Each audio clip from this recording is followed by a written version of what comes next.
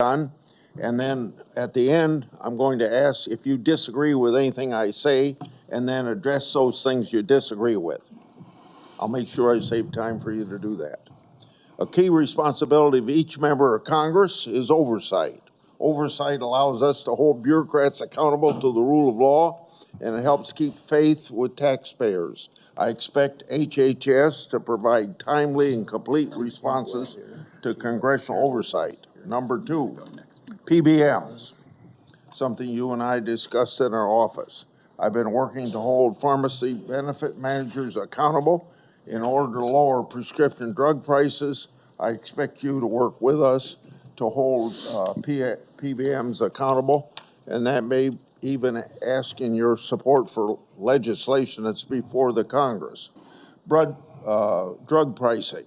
Senator Durbin and I have, for a while, been trying to get a bill passed that requires price disclosures on TV ads for prescription drugs.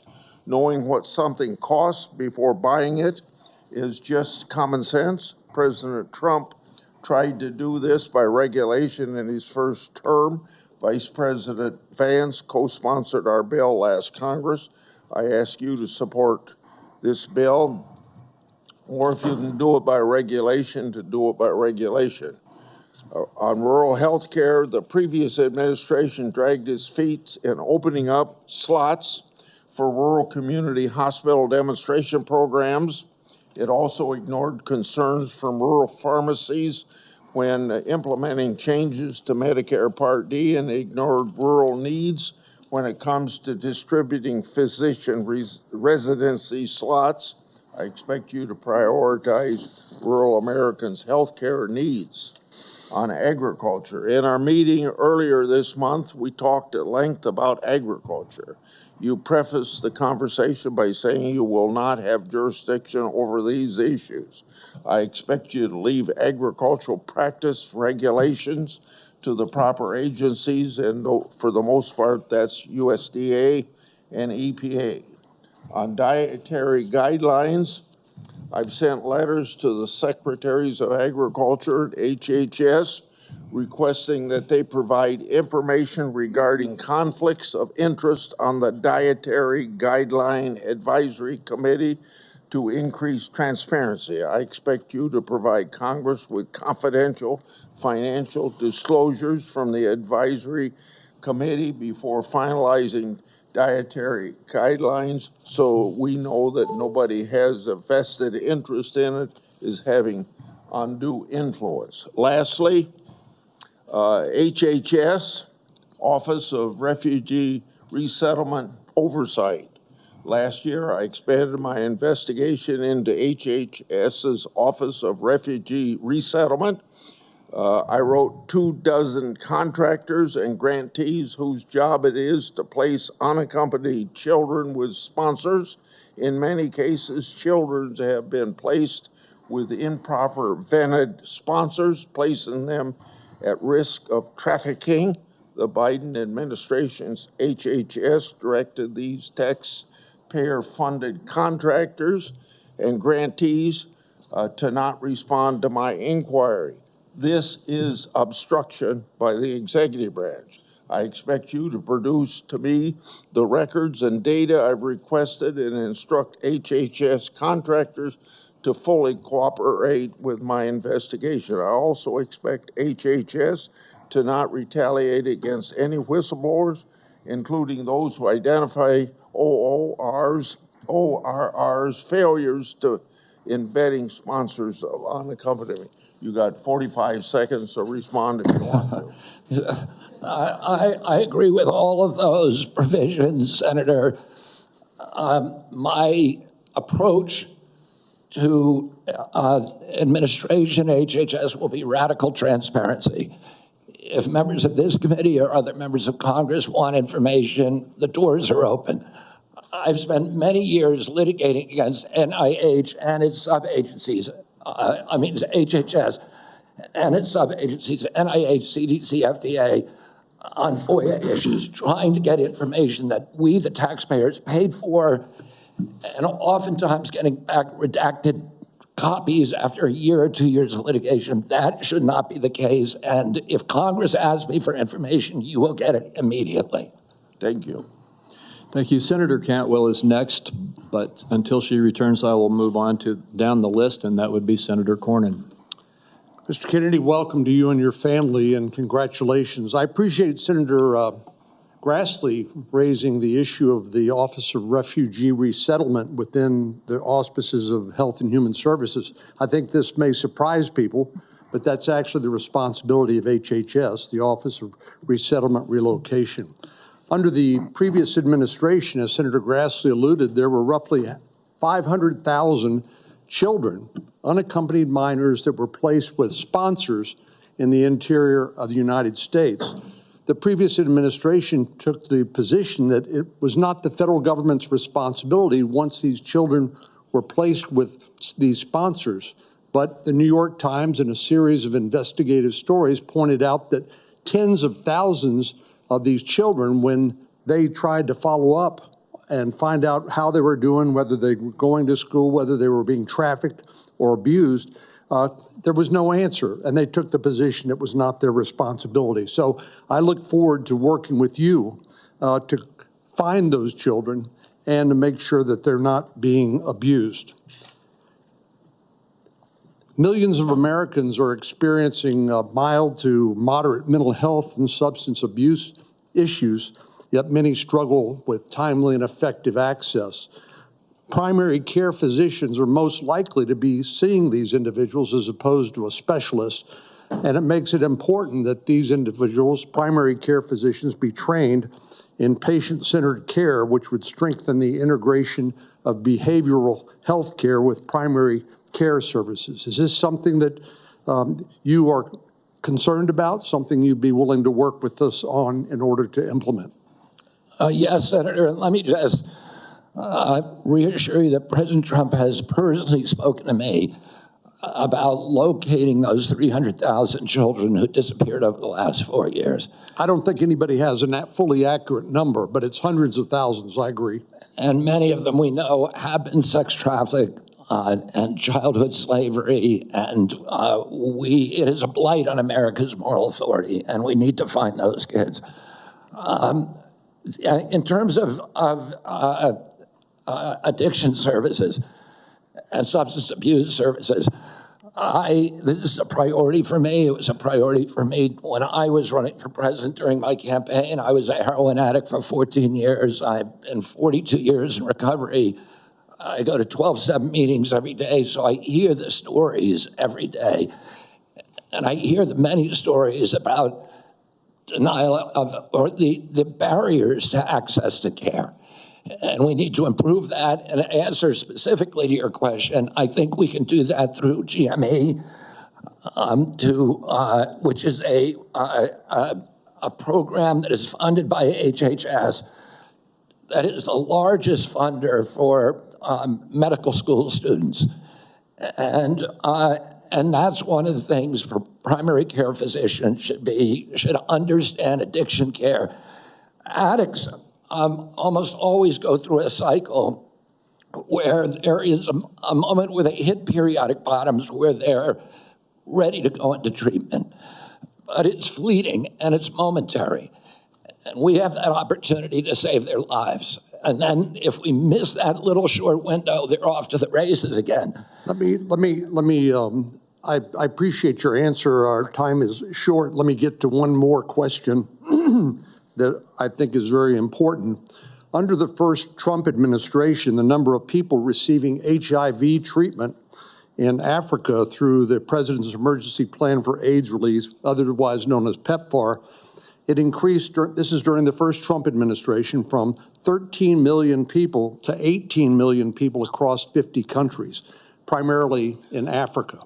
Africa has about 1.3 billion people today, or in 2021. It's projected to have 2.5 billion people by 2050, or 25% of the global population. In 2020, PEPFAR reported that 2.8 million babies were born without HIV. That was something that would not have happened but for the PEPFAR program. So it has simply been one of the most successful public health programs in the world and saved approximately 26 million lives. Failure to continue this program, in my view, would risk ceding that leadership to adversaries like China. And I'd like to know whether you support the objectives and goals of PEPFAR, and would you work with me and my colleagues to make sure that this program continues to provide life-saving antiviral drugs to people who are most in need? I absolutely support PEPFAR, and I will happily work with you to strengthen the program. Thank you. Senator Bennett. Thank you, Mr. Chairman. Thank you, Mr. Kennedy, for being here this morning. And I think that, Mr. Chairman, we are truly through the looking glass this morning here in the U.S. Senate, and this committee is being asked to fulfill a really important responsibility, which is to decide whether to confirm Mr. Kennedy to one of the most important healthcare jobs in America. And the reason I think it's so important is for many of the reasons you said in your opening statement, which is that we live in the richest country in the world, and we have some of the worst health outcomes of any industrialized country in the world. We live in the richest country in the world, and we have some of the lowest life expectancy rates of anybody in the industrialized world. I was a school superintendent before I was in this job, Mr. Chairman, and I can tell you that Mr. Kennedy's right, that when I look at the kids in the Denver public schools, if we don't change the way we eat in this country, 40% of them are going to suffer adult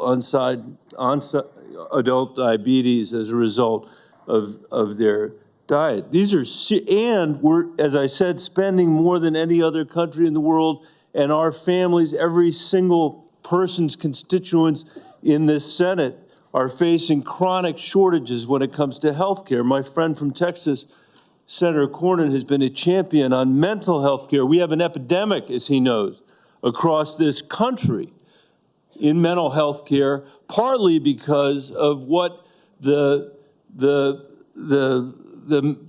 massive social media platforms that were sitting behind the President of the United States have inflicted on our children for their profit in the last decade or so. So we have no shortage of challenges to confront, and I even agree with some of the diagnosis of Mr. Kennedy. What is so disturbing to me is that out of 330 million Americans, we're being asked to put somebody in this job who has spent 50 years of his life not honoring the tradition that he talked about at the beginning of this conversation, but peddling in half-truths, peddling in false statements, peddling in theories that, create doubt about whether or not things that we know are safe are unsafe. Not that every vaccine in America is unsafe, not that you can't possibly have an adverse reaction, but that parents and children in my old school district and school districts all over this country would be better off not getting vaccinated than getting vaccinated. Unlike his own children who were vaccinated, unlike the people he invited to his house in Los Angeles for their party who were vaccinated. For everybody else, it's about peddling these half-truths. And he says it with such conviction that you want to believe him. And Mr. Kennedy, I just have there are many, many things in the record, but I hope that you could answer these questions yes or no. I've tried to ask these in a manner that's faithful to what you actually said, because I didn't want to have a debate about whether you actually said them. So I'm asking you yes or no, Mr. Kennedy. Did you say that COVID-19 was a genetically engineered bioweapon that targets black and white people, but spared Ashkenazi Jews and Chinese people? I didn't say it was deliberately targeted. I just quoted an NIH-funded and NIH published study. Did you say that it targets black and white people but spared Ashkenazi Jews? I quoted a study, Your Honor. I quoted an NIH study that showed that I'll take that as a yes. races I have to move on, I have to move on. Did you say that Lyme disease is is highly likely a materially engineered bioweapon? I made sure I put in the highly likely. Did you say Lyme disease is a highly likely militarily engineered bioweapon? I probably did say that. Did you say that? And that's what the developer of I Lyme want all disease of our said. colleagues to hear it, Mr. Kennedy. I want them to hear it. You said yes. Did you say that exposure to pesticides causes children to become transgender? No, I never said that. Okay, I have the record that I'll give to the chairman, and he can make his judgment about what you said. Did you write in your book, and it's undeniable, that African AIDS is an entirely different disease from Western AIDS? Yes or no, Mr. Kennedy? I'm not sure if I made that. Okay, I'll give it to the chairman, Mr. Kennedy. And my final question, did you say on a podcast, and I quote, "I wouldn't leave abortion, to the states. My belief is we should leave it to the woman. We shouldn't have the government involved, even if it's full term." Did you say that, Mr. Kennedy? Senator, I believe that every abortion is a tragedy. Did you say it, Mr. Kennedy? This believe- matters. It doesn't matter what you come here and say that isn't true, that's not reflective of what you really believe, that you haven't said over decade after decade after decade, because unlike other jobs we're confirming around this place, this is a job where it is life and death for the kids that I used to work for in the Denver public schools and for families all over this country that are suffering from living in the richest country of the world that can't deliver basic health care and basic mental health care to them. It's too important for the games that you're playing, Mr. Kennedy. And I hope my colleagues will say to the president, I have no influence over him. I hope my colleagues will say to the president, out of 330 million Americans, we can do better than this. Thank you. We need to move on. Senator Cassidy. Mr. Kennedy, President Trump has sworn to protect Medicare. Republicans are exploring reforms to Medicaid that could help pay for Trump administration priorities. With this context, what will you do about dual eligibles? About, Dual eligibles. well, dual eligibles are not right now served very well under the system. Those are people who are eligible for both Medicaid and Medicare.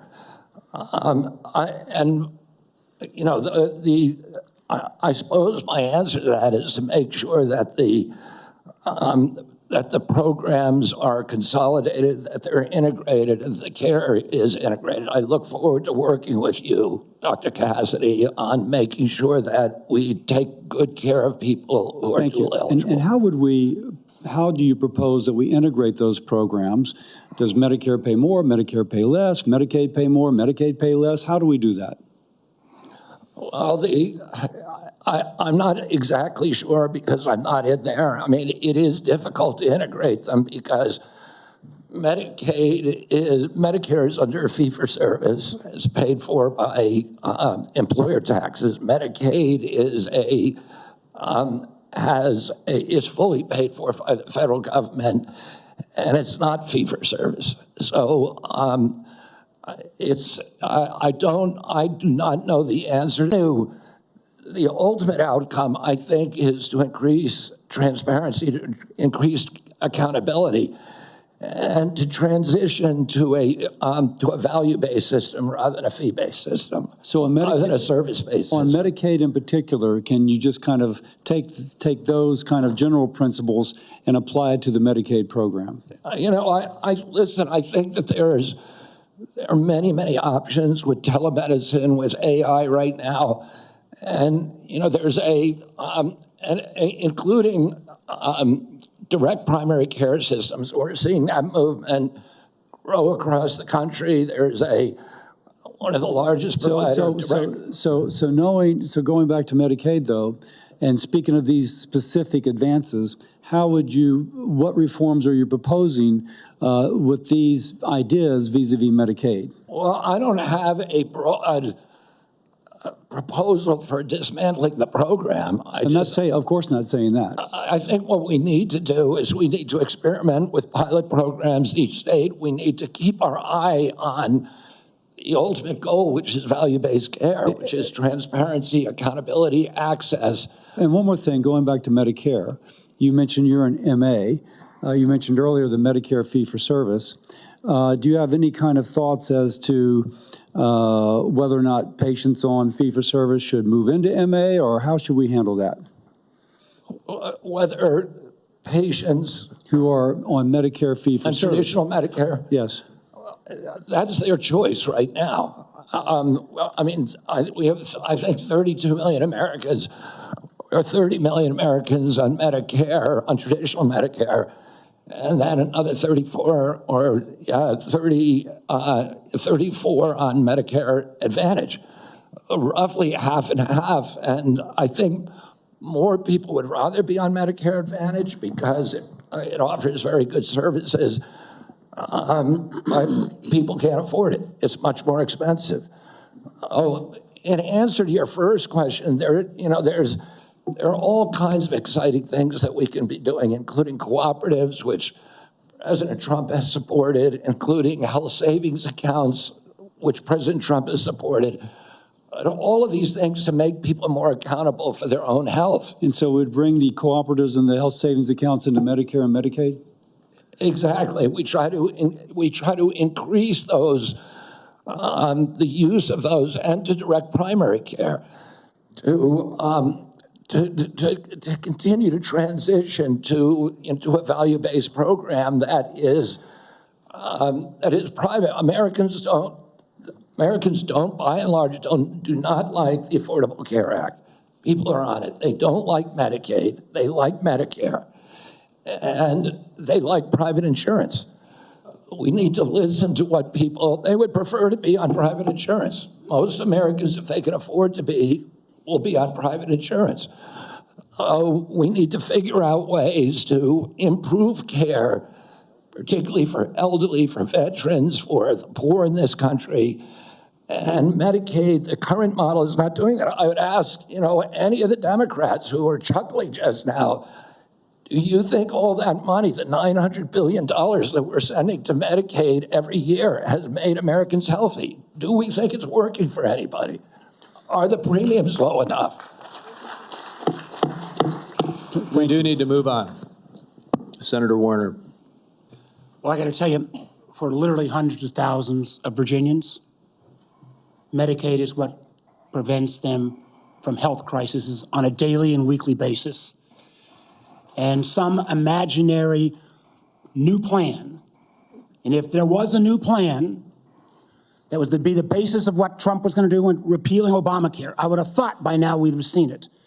I got to tell you, listen, Senator, can I reply to that? Senator, Mr. Kennedy, I got questions. I appreciate our visit. I know you take your views seriously, and I don't reflexively vote. I voted for 4 of President Trump's nominees already. Got a lot of grief from folks on this panel. But I got to tell you, I saw an email that you put out Monday night, or your campaign did, in a fundraising email. Your presidential campaign celebrated that the freeze on all new regulations, guidance, and announcements is a way to protect unelected bureaucrats from further undermining our health freedom. Then you ask your donors to help pay for your campaign debt. Did your campaign and you put out that? I don't think my campaign exists anymore. All right, well, listen, I got to tell you this. Somebody's out there soliciting money for it. Maybe you ought to find out who is. So the fact that you celebrate this freeze, do you think that was a good idea to put all of this on hold for 90 days, funding and any kind of further work, NIH research? As Chairman Crapo pointed out. I'm not asking for, I love Mike Crapo. I'm asking you. You're up for a very, very important position. As he pointed out, Senator, the portals that were closed were not closed as a result of the Trump administration. Let me just tell you, I'd like you to explain, excuse me, sir, I'd like you to explain to a domestic violence center in Richmond that's saying because this freeze, they may have to close down, where those battered women to go. Or a rural nonprofit I've got in the Shenandoah Valley who's saying that freeze is going to potentially shut down their ability to operate. So I guess if you deny or don't know what your campaign's sending on, you don't know if you raised a lot of money Monday night. I'm saying that the Trump administration you don't know if you raised a lot of money. The Trump administration has made clear that it does not want to freeze benefits All right, for excuse me. any Americans under Medicaid or Medicare, and I do not want to dismantle Medicaid. The freeze is affecting beyond Medicare and Social Security. I would hope you would have known that to be able to answer some of this. Now, you've said publicly you want to immediately get rid of 600 NIH workers on job one, on day one. When we had our meeting, you said you'd actually like to get rid of 2,200 people from HHS. Which offices are you going to start cutting and riffing these 2,200 workers from? Senator, there's 200 political appointees that are changed during every administration. So if you got rid of those 200 political appointees, you're not going to replace them with your political appointees? Well, President Biden this year changed 3,000 employees at HHS, 3,750 So at NIH. you're 2,200. What departments are you going to pick them from? Well, the same as President Biden did when he changed 3,000 out. They're Let me just, across all I'm down to a minute 30. The chairman's been generous with colleagues on both sides. I may have to go a couple minutes over, but let me just say, so let's just answer, this would be, this. I hope, since you're asking to become the top healthcare official in the United States in terms of HHS, huge ramifications, and part of this job is to be the senior advisor to the president on health issues. So when we're looking at this purge and we're looking at laying off workers, when we're looking at potentially the president's illegal offer to try to buy out federal employees, which I would say to any federal employees, think twice. Has this individual in his business world ever fulfilled his contracts or obligations to any workers in the past? But if you are in this position, will you pledge that you will not fire federal employees who work on food safety, work on trying to prevent things like salmonella? Senator, there's 91,000 employees. So that, I take that as a, that's a simple yes, and I'm going to take that as a no. Run that agency I take that as a no. without- Will you actually? We talked about protecting Americans from cyber criminals, something we need to do a lot more on. Will you commit not to fire anyone in the health arena who currently works on protecting Americans from cyber attacks in their healthcare files? I will commit to not firing anybody who's doing their job. Based on your opinion, based upon your opinion, or your political agenda, or Mr. Trump's political agenda? Based upon my opinion. So I guess that means a lot of the folks who've had any type of views on vaccines will be out of work. Will you freeze grant funding for community health centers?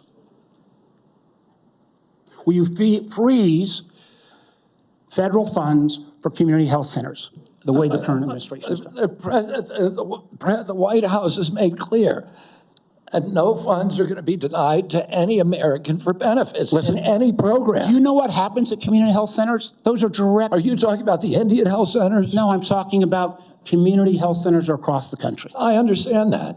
I mean, I strongly So you're going to support- excuse Indian health centers, which is good, but others are not. They're going to get their funds frozen. I strongly support community health centers, as does the president. He So does that mean you're not going to freeze the funding that is currently frozen? The White House has made clear that none of that funding is supposed to be frozen. Sir, the direct payments are different than how the government operates. We fund the federal government down to community health centers. As a former governor, there's lots and lots of state programs that are related to health care that come from the federal government. They come down to the state, then it goes to local programs. All of those don't directly pay out $1 at a time, but they come from federal funding. They are all, even though they keep changing the guidance on a minute-by-minute basis, based upon 9:45 or 10:30 or 10:45, whatever time it is today, those funds are still frozen. Sir, I just honestly, I want to give you a fair shot, but I don't feel like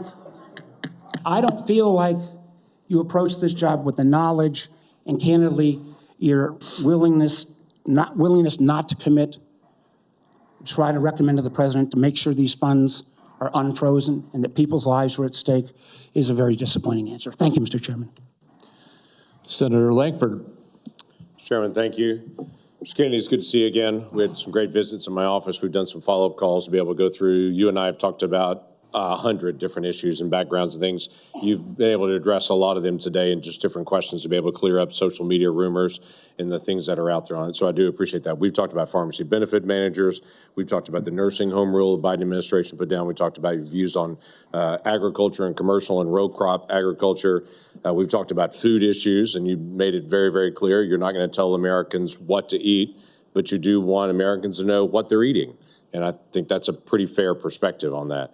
I do want to talk to you about some areas that you and I have talked about as well. We have some disagreements, you and I, on the issue of life. And when life begins on that, you've been very outspoken on that.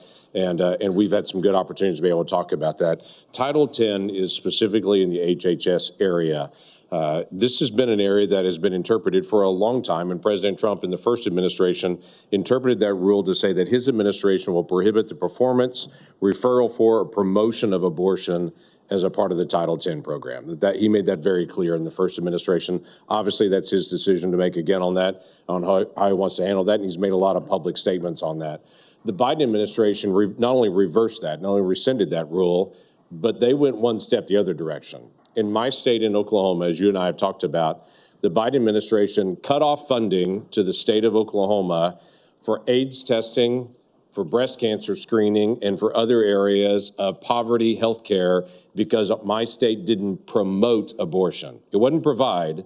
If my state wouldn't promote abortion in the state, we got cut off for federal funds for AIDS testing and for other things. My simple question to you is, how are you going to handle Title 10 on that? I saw how President Biden handled that in the punitive measures that came on my state for those that are in rural health care. How are you going to handle Title 10? I'm going to support President Trump's policies on Title 10.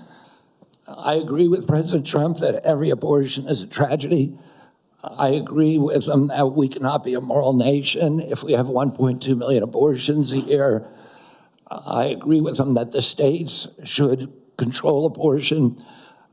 President Trump has told me that he wants to end late-term abortions, and he wants to protect conscience exemptions, and that he wants to end federal funding for abortions here or abroad. That's Title 10. I serve at the pleasure of the president. I'm going to implement his policies. Thank you for that. President Biden, when he came in, immediately closed down the Office of Civil Rights and Conscience Protections within HHS. There's a statement that's come out recently that he's going to reopen that office again to be able to protect the civil rights of Americans. One of the things that Javier Becerra did immediately when he came into HHS was conscience protections for medical professionals that were being compelled against their conscience to perform medical procedures that violated their conscience. Javier Becerra stepped in immediately into HHS and withdrew that and said, no, the federal government will tell you what you believe about these issues. You don't have conscience protections anymore, and refused to protect those folks. Will you step in and say that healthcare individuals have the right of conscience again, as the federal law allows? Yeah, I mean, the first thing that occurs to me when you ask that question is, what patient would want somebody doing a surgery on them that, believes that the surgery is against their conscience being forced to perform that? I don't know anybody who would want to have a doctor performing a surgery that the doctor is morally opposed to. Listen, I came from a family that was split on life and choice. I have cousins today who believe that abortion at any stage is equivalent to homicide. Now, there are other people who believe the opposite. But the good thing in my family that I really loved is that we were able to have those conversations and respect each other. And I wish that we could do that nationally. And if forcing somebody to participate in a medical procedure as a provider that they believe is murder does not make any sense to me. We need to welcome diversity in this country. We need to respect diversity, and we need to respect each other when we have different opinions, and not force our opinions on other people. Yeah, thank you for that. The FDA, under the Biden administration, changed the rules for the chemical abortion drug and said you no longer need to see a physician. So if you have an ectopic pregnancy or all kinds of, don't even go anymore to see a physician. But they also changed an area that has been something that's been very particular. You've talked about a lot, and that's transparency. They changed the position and said, don't tell us if there's a side effect on this drug unless she dies.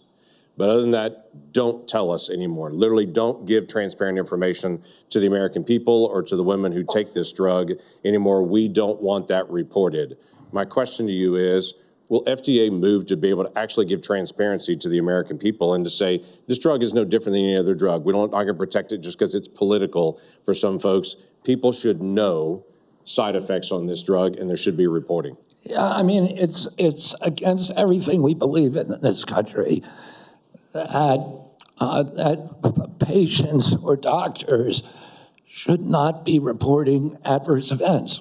We need to know what adverse events are. We need to understand the safety of every drug, mifepristone, and every other drug. And President Trump has made it clear to me that one of the things, he is not taking a position yet on mifepristone, a detailed position, but he's made it clear to me that he wants me to look at safety issues. And I'll ask NIH and FDA to do that.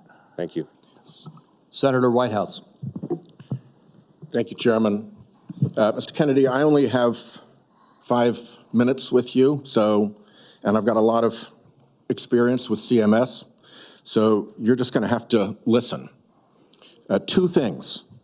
One, if you want to move from advocacy to public responsibility, Americans are going to need to hear a clear and trustworthy recantation of what you have said on vaccinations, including a promise from you never to say vaccines aren't medically safe when they in fact are, and making indisputably clear that you support mandatory vaccinations against diseases where that will keep people safe.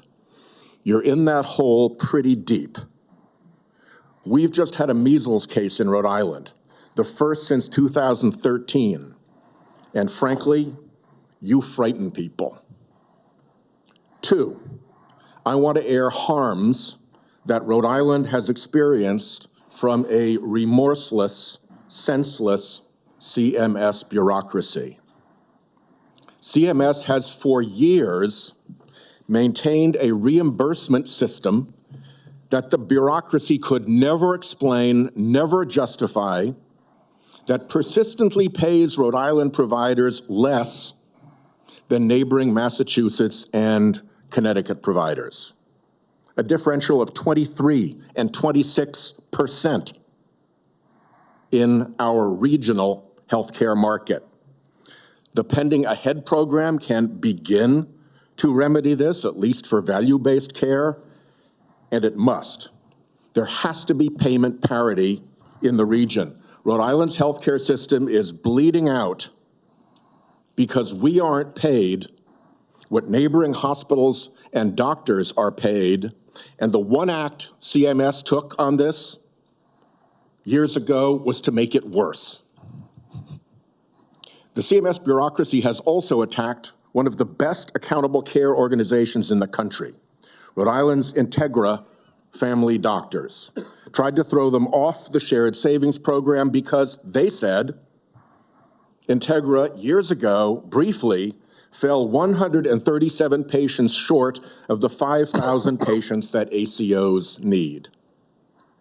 CMS wouldn't listen until a court found that to be unjustified, likely illegal, irreparable harm to this high-performing ACO and its patients, and contrary to the public interest. That must stop. Last, CMS has refused to approve waivers granted elsewhere for Rhode Island from rules that are stupid for Medicare patients who are nearing the end of their days. Here's what families see. Granny is home dying. She needs to transfer to a nursing home, and Medicare insists on putting her 3 days and 2 nights in a hospital. Expensive, frightening to Granny and the family, and stupid. Granny's home dying and can't get palliative and curative care together. Inhumane and stupid. Granny's home dying and can't get home care if she can still get out into the yard or be driven to see the shore, to see Narragansett Beach, say, one more time, to recall childhood memories before she dies. Inhumane and stupid. Granny's home dying and the family's exhausted. And the respite care benefit is not to send a nurse or a caregiver, but to stuff Granny in an ambulance and haul her off to a hospital. Some respite. It's all expensive, frightening, inhumane, and stupid. But the insensate CMS bureaucracy takes a court order to be awakened to the harm they cause. I have had enough. CMS should let Rhode Island try humane end-of-life care through CMMI. Let's see if it works at a state. I bet it will save money, serve families better at a very, very delicate time, and perhaps even make a model for better health care everywhere. I've said a lot. My time is out. You're welcome to respond in writing. I ask unanimous consent that the order declaring CMS's actions to constitute irreparable and illegal harm be put into the record. Without objection. Let me just respond very briefly, Senator Whitehouse. I'm an implacable enemy of tyrannical, insensate bureaucracies and stupid rules, and I will work with you to make CMS responsive to the needs of Rhode Island and to remedy those disparities that you talk about. I am familiar with the Integra Health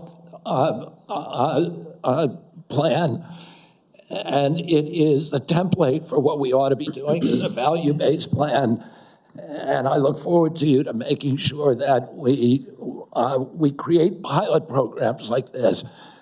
Unfortunately, Mr. Chairman, reproduced around the country. Unfortunately, Mr. Chairman, one of the things I've learned in my tenure in the Senate is that a nominee saying that they're willing to work with me amounts to exactly zero. We need to get this fixed. Thank you. Well, I guess at that point, then, we will move on to Senator Daines. Mr. Chairman, thank you. Mr. Kennedy, I'm glad to see you here this morning. I listened to your opening remarks, and you mentioned that you want to make HHS the gold standard of science. I have found my engagements with you, both behind closed doors in my office, as well as listening to you publicly, to be very thoughtful and science-based. I applaud that. I thank you for that. And I realize this will likely be a very partisan vote on this committee and on the Senate floor. But let the record state there are 3 medical doctors on this side of the dais. I'm a chemical engineer. We believe in science. I'm thankful that you do too, and you made that comment in your opening remarks. I want to talk about agriculture for a moment. We talked about our common love for Montana. You've been to Montana many times. It's a wonderful state. A lot of folks have discovered it. They watch the show Yellowstone, and people are coming and moving into our state, but it's an amazing place. But as you know, agriculture is our top economic driver in Montana.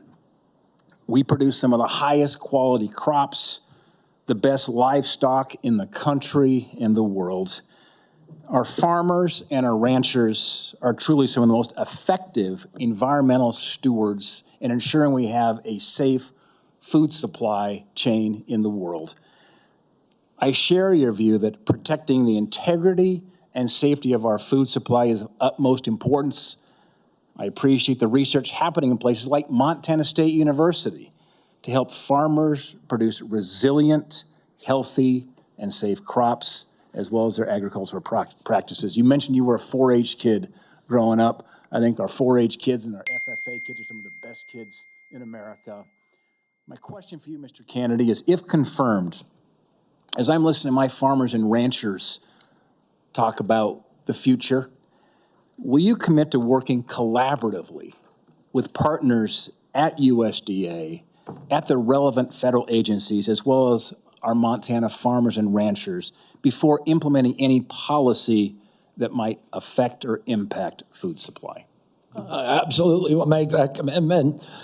I have, as I shared with you, a personal commitment and a long career working with farmers. I want to make sure I understand the very, very narrow margins, the slim margins that American farmers and ranchers are dealing with.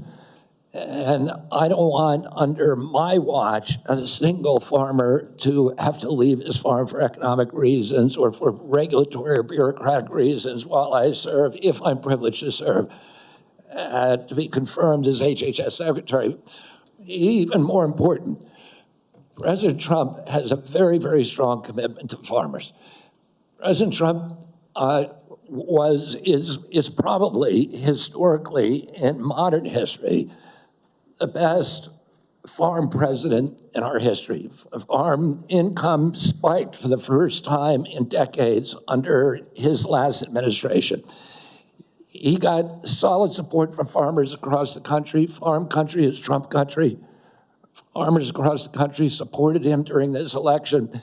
He has specifically instructed me that he wants farmers involved in every policy, and that he wants me to work with Brooke Rollins at USDA to make sure that we preserve American farmers, that all of our policies support them. Mr. Kennedy, thank you. And if confirmed, I look forward to having you and Brooke Rollins out to Montana to spend some time with you our have farmers. my commitment to come there anytime, particularly during ski season or hunting season. Deal. I want to shift gears for a moment.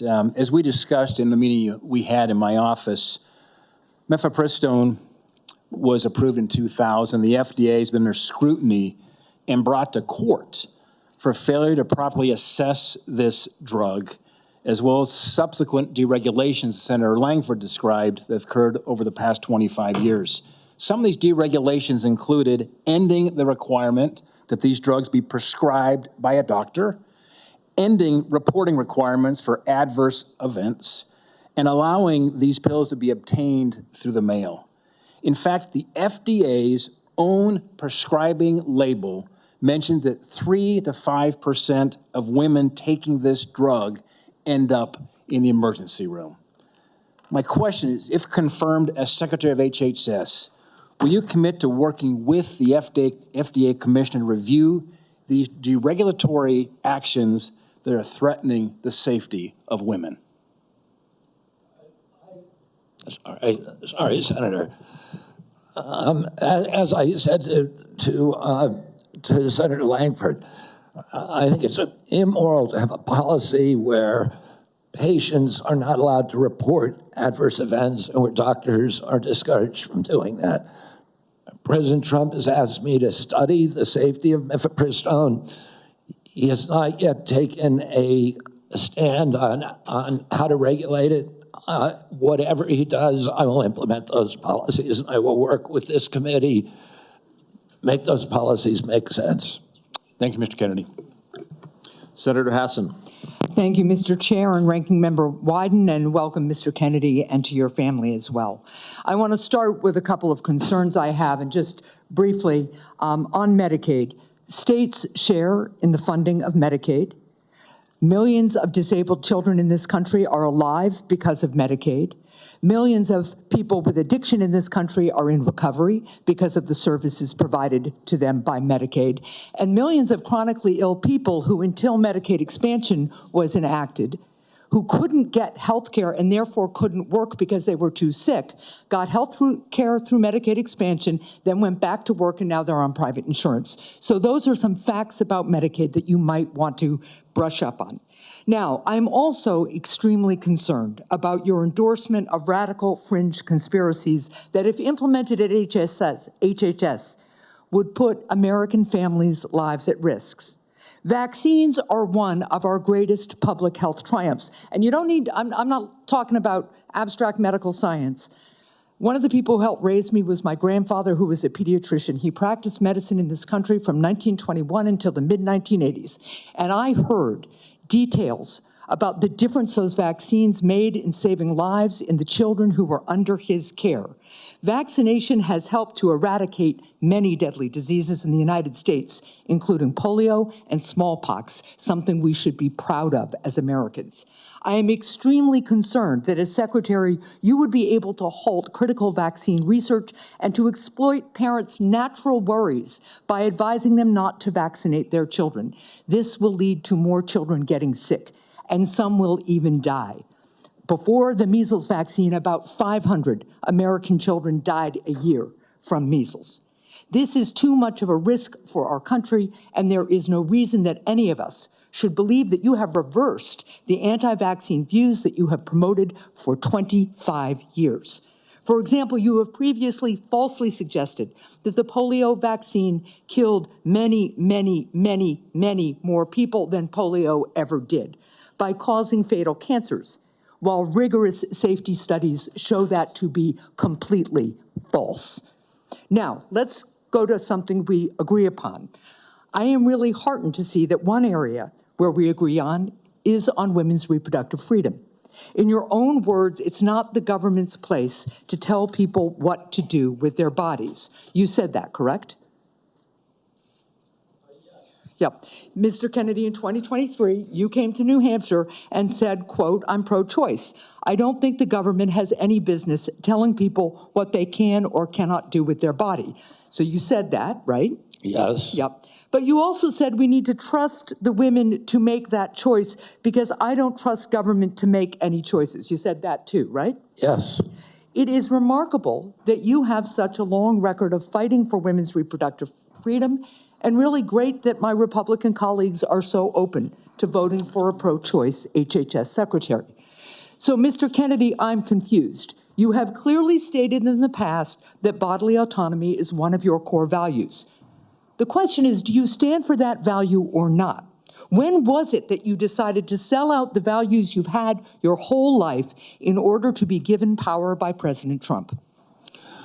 Senator, I agree with President Trump that every abortion is a tragedy, that we can't be a moral authority in this country. Right, so, but that isn't what you said back in New Hampshire in 2023. My question is exactly when did you decide to sell out your life's work and values to get this position?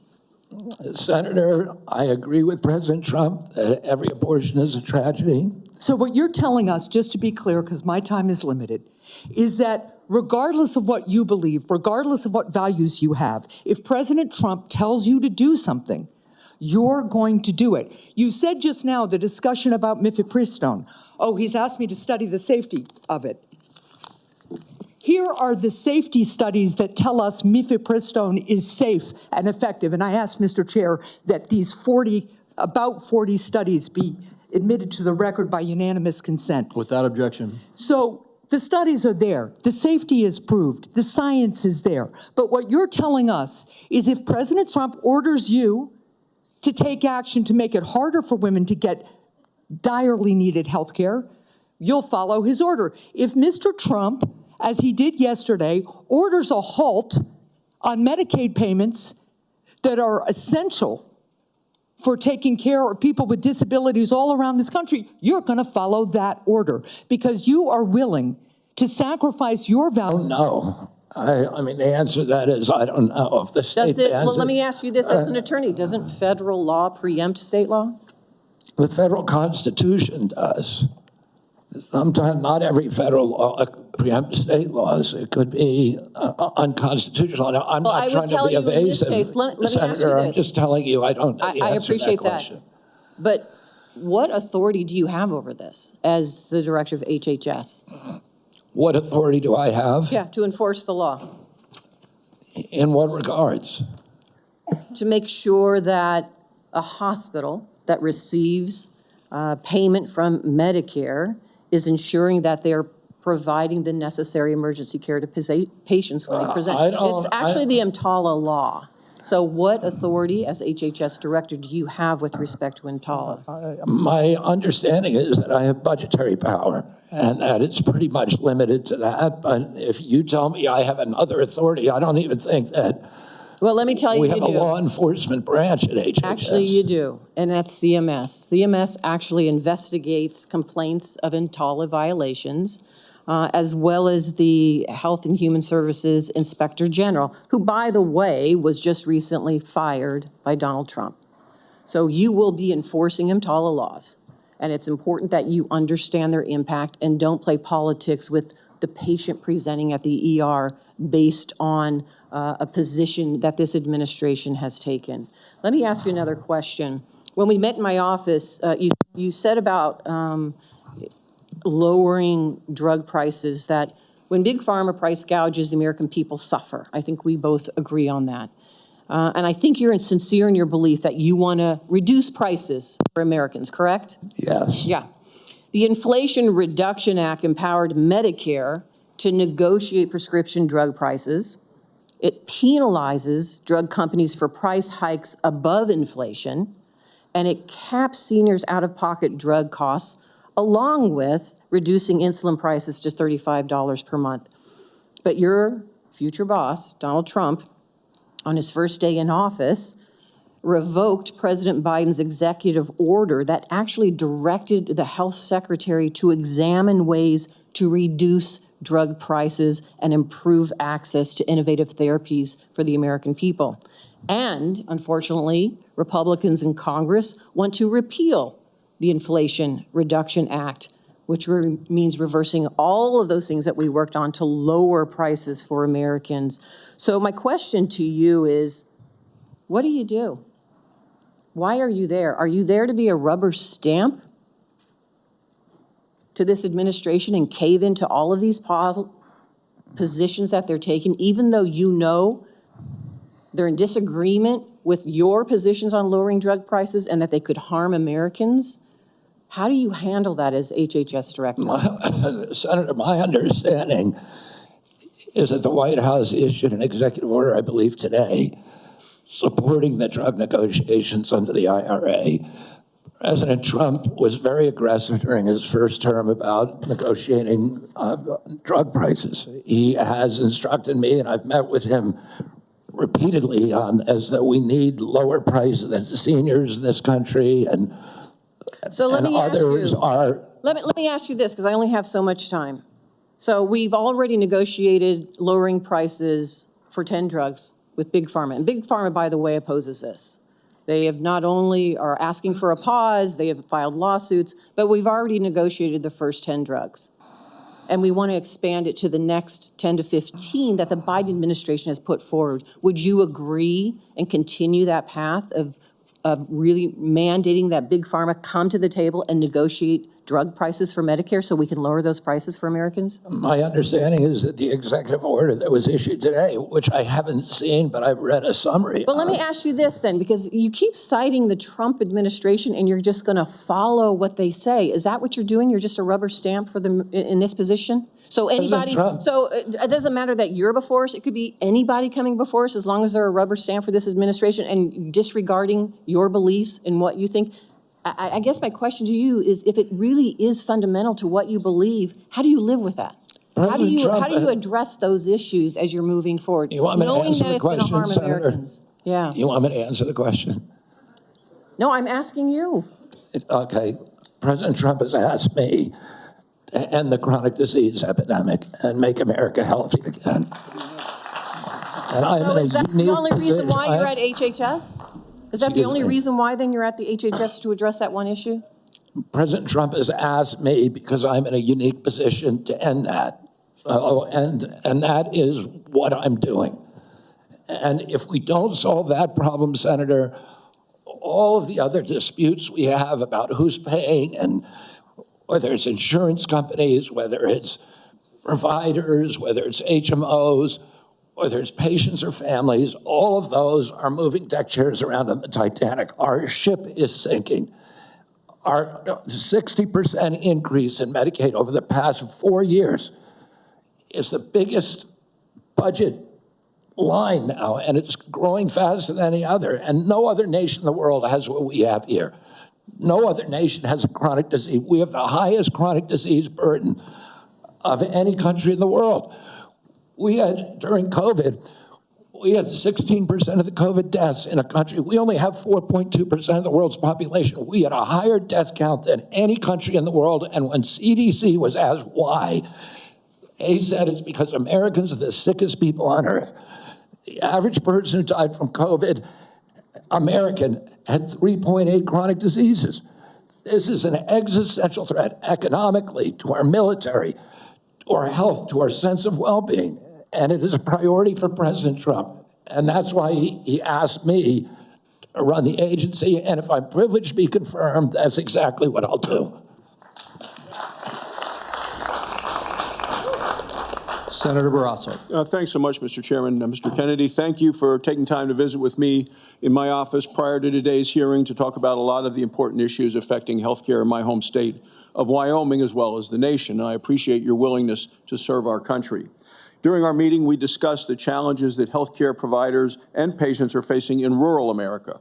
Financial obstacles facing rural hospitals, workforce shortages, issues of OBGYN, and then new regulations that are painful that have come out of the Biden administration, hurting our ability to provide nursing home staffing. So let me start, if I could, with rural hospitals and the closures of hospitals like that. There are a lot of challenges facing hospitals in rural communities and frontier areas. We have 33 hospitals in Wyoming. 26 are really located in various locations, often hard to get to. Weather impacts them. 6 of the hospitals are at risk of closing. 2 are at immediate risk of closing in the next 2 years. 10 have had to cut available services. And this is a concern of rural hospitals in both Republican and Democrat states, either way, bipartisan. Critical that the workforce challenges, financial challenges that we're facing are addressed. Can you commit to working with us on a plan to address the critical nationwide issue of rural health care? Yes, yes, Senator. And I would say that during my visits, I visited almost 60 senators so far. And the most common unifying, I would say, issue among both Democrats and Republicans, there were 2. One was PBM reform, and the other is rural hospitals. And, our nation made a commitment over 100 years ago to put up a hospital within 30 miles of every American. We generally succeeded in doing that. It's absolutely critical. It's life-saving. And rural hospitals are closing at an extraordinary rate right now. They not only provide important health care for the localities, but also they're economic drivers for localities all over this country. President Trump is determined to end the hemorrhage of rural hospitals, and he's asked me to do that through use of AI, through telemedicine, which these are innovations that I saw the other day. A Cleveland clinic has developed an AI nurse that you cannot distinguish from a human being, that has diagnostics as good as any doctor. And we can provide concierge care to every American in this country, even those the remote parts of Wyoming, Montana, Alaska, et cetera. We also have opportunities at HRSA and at the GME to finally live up to GME's mission of providing personnel to rural hospitals. And I intend to use all of my power, because I've seen the priority that is given by both Democrats and Republicans on this committee. I intend to make that a priority if I'm privileged to be confirmed. Well, I appreciate it, because often with financial strains on a local hospital, one of the common services to be cut in rural hospitals is maternity services. So now we have women in Wyoming having to drive over 100 miles to access care. 13 counties in Wyoming don't have access to OB. And we're talking counties larger than the states of Vermont, New Hampshire, Rhode Island, Connecticut, New Jersey, Delaware, counties larger than those whole states. So will you commit to working with my office to find solutions to help address these specific maternal health challenges in rural America? Yes, Senator, I look forward to it.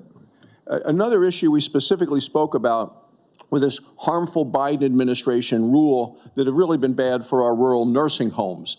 And it's a rule that would triple the registered nurse requirements in nursing homes. This is going to lead, there just aren't enough registered nurses in our state to be able to comply with this. This would lead to nursing home closures across our state. Will you commit to working with me to fix this serious problem that it was a result of a rule that came out by the Biden administration, who clearly doesn't understand rural America? Yes, Senator, I think the rule was well-intentioned, but as you've said, and I've heard from many rural senators, it will be a disaster for their states. Some of the nursing homes, these are staffing rules that require 24-hour staffing by medical professionals. Some of the nursing homes in rural areas simply do not have the available personnel or the economics to be able to do that. It will mean the closure of nursing homes in rural areas across our country, which means the parents, elderly parent, will be moved a great distance from the local community and their family. And we know that the single greatest driver of high-quality nursing home care is the involvement, the proximity of family members. When you move that nursing facility away from the community where the kids live, you're going to get much worse care. So the intention, although it was noble, was in reality, for rural areas at least, it is going to be a disaster. Thank you. Thank you, Mr. Chairman. Thank you. Senator Johnson. Mr. Kennedy, welcome. Thank you for being here. Thank you for your decades-long advocacy for a clean environment, for children's health. I can't say as I'm surprised by the hostility on the other side. I'm highly disappointed in it. I don't know if you remember when you called me up and you were contemplating setting your political differences aside, joining forces with President Trump on an area of agreement, addressing chronic illness, trying to find the root cause of all these problems facing this nation. My first response was, Bobby, this is an answer to my prayers. We need to get to the answers of this, but even more, we need to heal and unify this divided nation. I'm not necessarily the most optimistic guy because we've got enormous challenges facing this nation, but I thought, wow, here's somebody from the left, somebody I don't agree with on many issues politically, coming together with President Trump and focusing on an area of agreement, something that the American people desperately want. Finding out the answers. What has caused autism? What is causing chronic illness? Ms. Kennedy, I think I've come to know what's in your heart. I think I know the personal and political price you've paid for this decision. I want to say publicly, I thank you for that. I truly appreciate what you're doing here. Can't we come together as a nation and do this? Can we do? Aren't you getting tired of this? I'm getting tired of this. So again, Ms. Kennedy, I need to enter in the record. These are just 11 letters of support signed by 63,000 people, thousands of doctors. From the American Association of American Physicians and Surgeons, Independent Medical Alliance, the North Carolina Physicians and Freedom Group, Governor Jeff Landry from Louisiana. These are Americans, nonpartisan. A lot of these people, I know because I've advocated with you. A lot of them are Democrats. They put their political differences aside. So, Mr. Chairman, I'd like to enter this in the record. Without objection. I also do want to, Mr. Kennedy, as long as I have you here, I've written over 70 oversight letters to the federal health agencies under the Biden administration. I've virtually gotten squat out of them, okay? What I get is we get, for example, 50 pages of Anthony Fauci's emails redacted.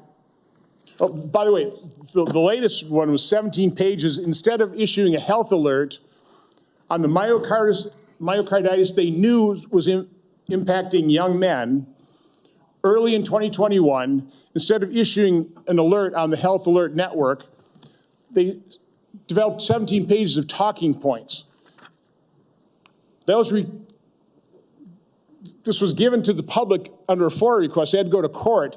They've got a new way of redacting. They don't black things out. They just give you white pages, so you don't even know what they have redacted.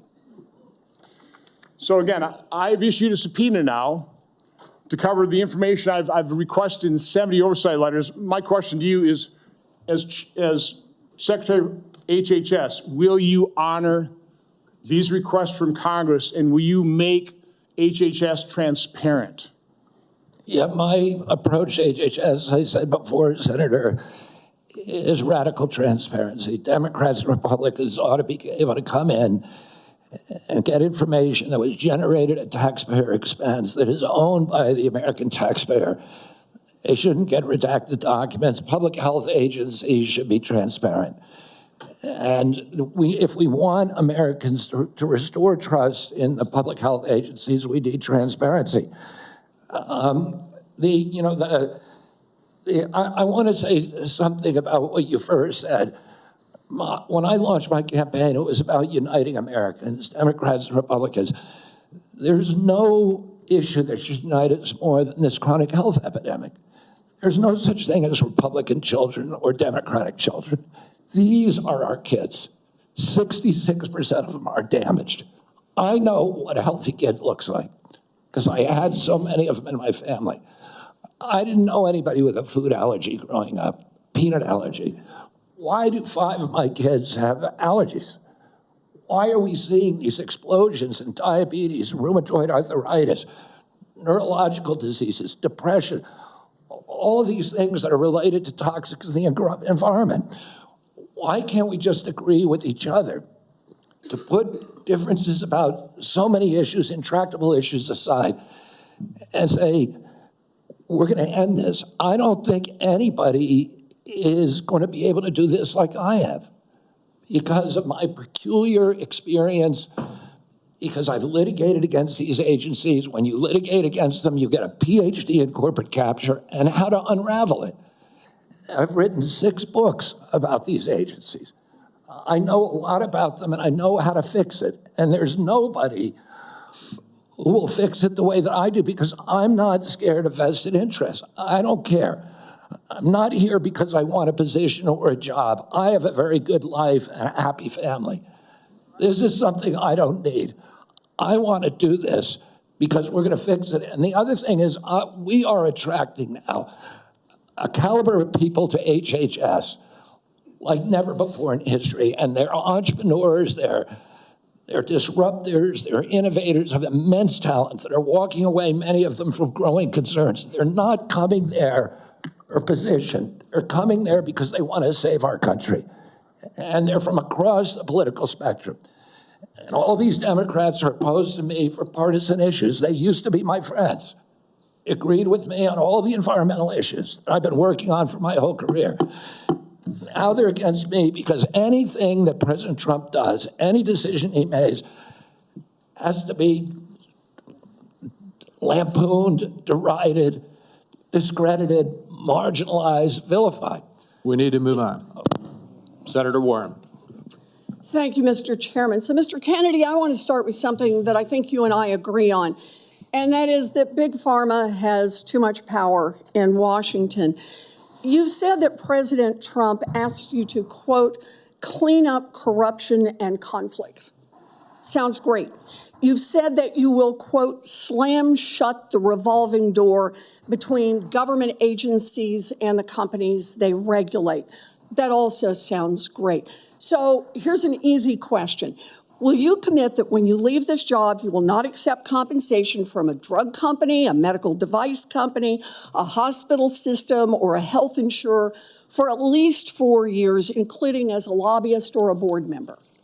Can you just repeat the last part of the question? Can I commit You're to not going to take money from drug companies in any way, shape, or form. Who?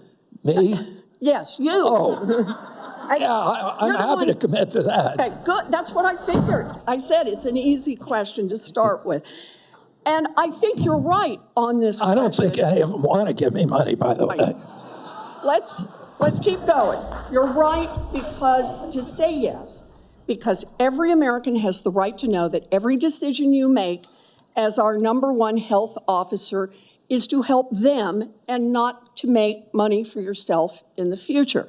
So I want to talk more about money. I'm looking at your paperwork right now. In the past 2 years, you've raked in $2.5 million from a law firm called Wisner Baum. You go online, you do commercials to encourage people to sign up with Wisner Baum to join lawsuits against vaccine makers. And for everyone who signs up, you personally get paid. And if they win their case, you get 10% of what they win. So if you bring in somebody who gets $10 million, you walk away with $1 million. Now, you just said that you want the American people to know you can't be bought. Your decisions won't depend on how much money you could make in the future. You won't go to work for a drug company after you leave HHS. But you and I both know there's another way to make money. So, Mr. Kennedy, will you also agree that you won't take any compensation from any lawsuits against drug companies while you are secretary and for 4 years afterwards? Well, I'll certainly commit to that while I'm secretary. But I do want to clarify something because you're making me sound like a shill. I put together that case. I did the Science Day presentation to the judge on that case to get it into court, the Daubert hearing. Mr. Kennedy, it's just a really simple question. Yeah, You've taken in $2.5 million. I want to know if you will commit right now that not only will you not go to work for drug companies, you won't go to work suing the drug companies and taking your rake out of that while you're secretary and for 4 years after. It's just... I'll commit to not taking any fees from drug companies while I'm secretary. No, I'm asking about fees from suing drug companies. Will you agree not to do that? You're asking me to not sue drug companies, no, and I'm not going to agree to that, drug Senator. Companies as much as you want. I'm not going to agree to not sue drug companies or anybody. So let's do a quick count here of how, as secretary of HHS, if you get confirmed, you could influence every one of those lawsuits. Well, let me start the list. You could publish your anti-vaccine conspiracies, but this time on U.S. government letterhead, something a jury might be impressed by. You could appoint people to the CDC vaccine panel who share your anti-vax views and let them do your dirty work. You could tell the CDC vaccine panel to remove a particular vaccine from the vaccine schedule. You could remove vaccines from special compensation programs, which would open up manufacturers to mass torts. You could make more injuries eligible for compensation even if there is no causal evidence. You could change vaccine court processes to make it easier to bring junk lawsuits. You could turn over FDA data to your friends at the law firm, and they could use it however it benefited them. You could change vaccine labeling. You could change vaccine information rules. You could change which claims are compensated in the vaccine injury compensation program.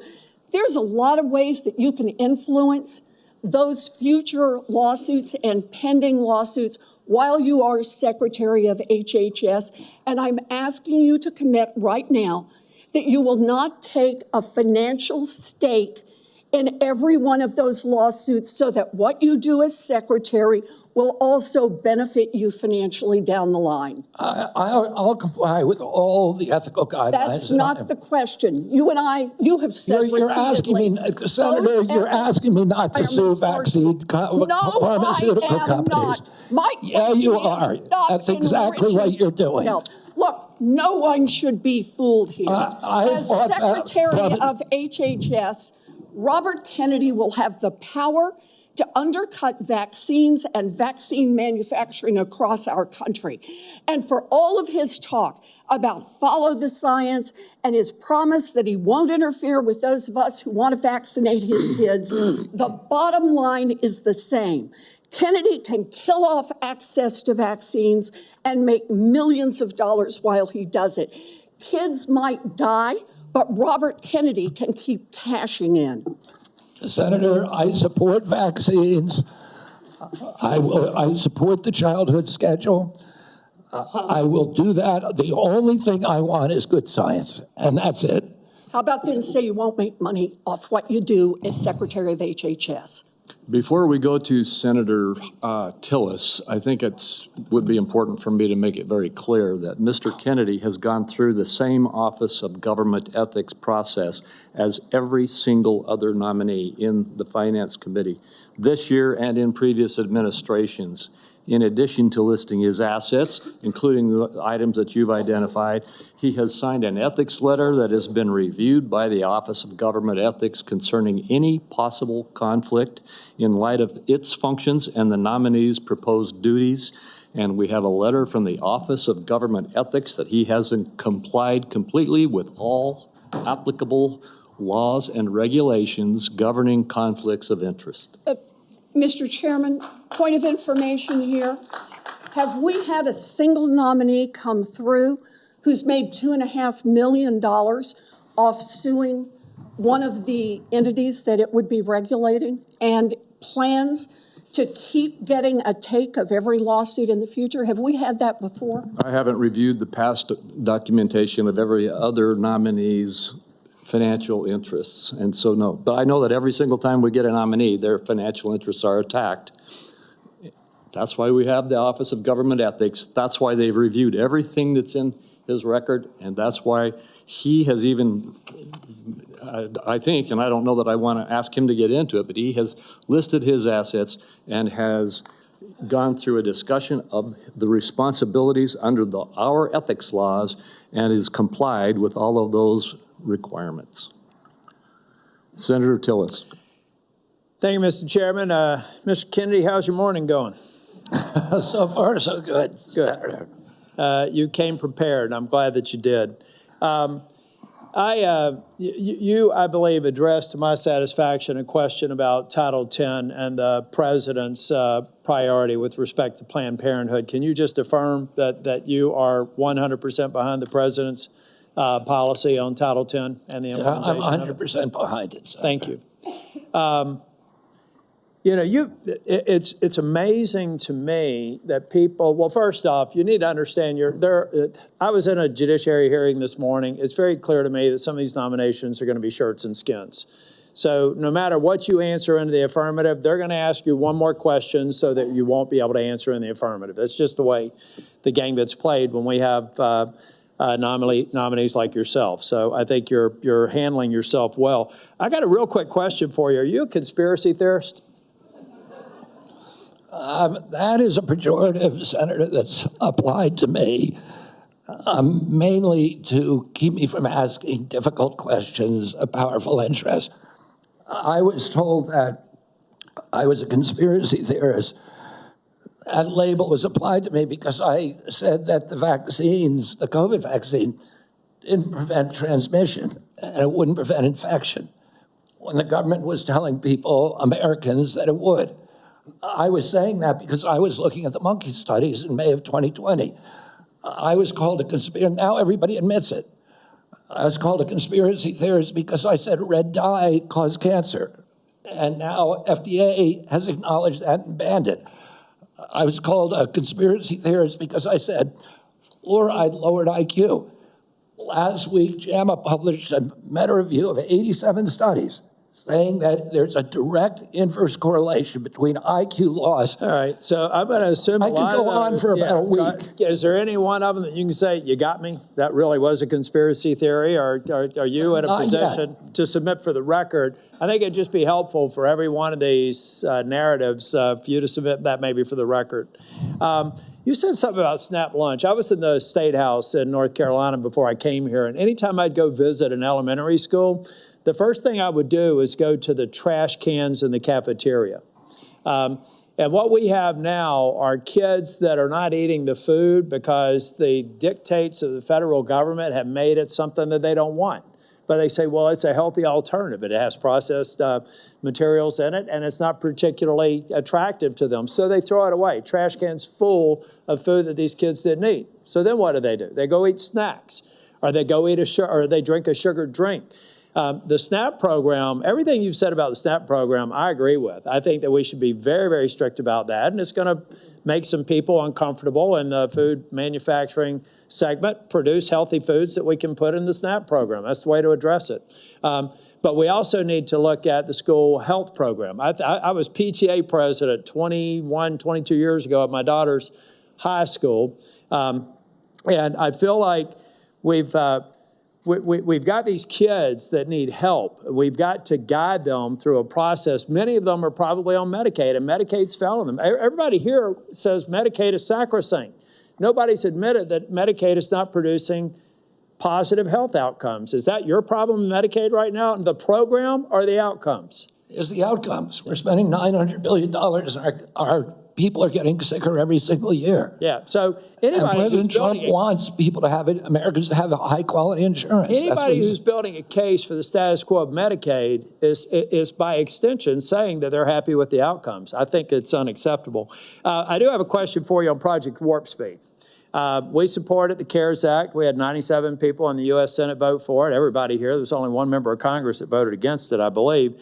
And Project Warp Speed had CDC, FDA, NIH, and BARDA very much in the mix. Now, some people think that you're going to come in here and insert yourself into those agencies in a way that's never been done before. Let's say that they're a part of a future Project Warp Speed. Is it your intent to go in and do something that's never been done before based on my staff's research and insert yourself in a discussion that the scientists are dealing with in those different agencies? No, Senator. What I want to do is, I'm not a scientist. I want to empower scientists. I want to make sure that science is unobstructed by vested or economic interests. That's good. Or by bad culture. And I'll just say about Operation Warp Speed, it was an extraordinary accomplishment, showed demonstration of leadership by President Trump. When he promoted Operation Warp Speed, he was looking at all of the different remedies, including vaccines. Therapeutics, everything. Therapeutic, ivermectin, hydroxychloroquine, famotidine, even chlorine dioxide. And he was not looking at shutting down our country for the year, forcing people to wear masks for a year, forcing all social distancing that did not have any scientific basis, which Dr. Fauci has now acknowledged. He said, we took it out of thin air. But all of those changed during the Biden administration. And it became very narrowly focused. We ended up with the worst, the highest death count of any country in the world. Mr. Chair, if I can just ask one final question, and I think it's a one-word answer. I've heard a lot of people complaining about health care delivery, Medicaid, on the other side of the dais here. Who's been responsible for health care policies over the last 4 years? The Biden administration. I mean the president, the Biden, okay. Yeah. So I'd like to have heard more of those in oversight hearings over the last 4 years. I haven't, but I'm glad that there's an acknowledgement that you're inheriting a problem that needs to be fixed. Thank you. Thank you, Senator. Senator Sanders. Thank you, Mr. Chairman. Mr. Kennedy, thanks for being with us. I very much like the slogan that you coined, Make America Healthy Again. And I strongly agree with that effort. Despite spending, as you indicated, 2 or 3 times as much per capita on healthcare as other nations, we have 85 million people who are uninsured, underinsured. We have all kinds of chronic illnesses. Our life expectancy is lower than other countries. And for working class people in this country, they are living 6, 7 years shorter lives than the top 1%. We got a problem, okay? And I'm going to suggest some ideas that I think can remedy that. Last year, the insurance industry in this country made over $70 billion, while at the same time, 85 million Americans are uninsured or underinsured. Do you agree with me that the United States should join every other major country on earth and guarantee health care to all people as a human right? Yes? No? Senator, I can't give you a yes or no answer to that question. Health care a human right? Is health care a human right? In the way that free speech is a human right? Yeah. I would say it's different because if with free speech doesn't cost anybody anything, but in healthcare, if you smoke cigarettes for 20 years and you get cancer, you are now taking from the pool. Well, and so are you guaranteed the same right, or is there also a duty? I'm sorry. I'd love to talk for an hour with you. We got a few minutes left here. All right. Every other country on earth says healthcare, whether you're poor or rich, young or old, is a human right. I'm not hearing you say that. All right. You've talked about the drug companies, and maybe we agree on this one. As you all know, despite the drug companies making over $100 billion in profits, paying CEOs outrageous compensation packages, we, in some cases, pay 10 times more for the same drug. Will you support legislation that I will introduce which says that in America we should not be paying a nickel more for prescription drugs than people around the rest of the world? Yes, no? To equalize it? Not to equalize it, that we should not be paying more than other countries for the same damn drug. President Trump has asked me, in fact, I had a meeting with President Trump a week ago where we showed him the charts. He knows the charts. We're paying 10 times more from Europe. That's right. And are you going to commit to us that you will end that absurdity? I think in principle we can. We should end that disparity. Good. Okay. That's great. All right. I happen to believe that climate change is real, it's an existential threat, and it is a healthcare issue.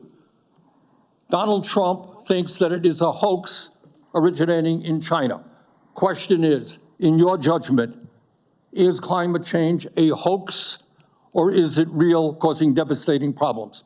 President Trump and I, from the beginning, from our first meeting, agreed to disagree on that issue. I believe climate change is existential. My job is to make Americans healthy again. You believe that you disagree with Trump, you don't think climate change is a hoax, is what I'm hearing. My job here is to make I'm just asking you that, healthy. Mr. Kennedy, not a trick question. I answered your question, Senator Sanders. Okay, you disagree with the president on that.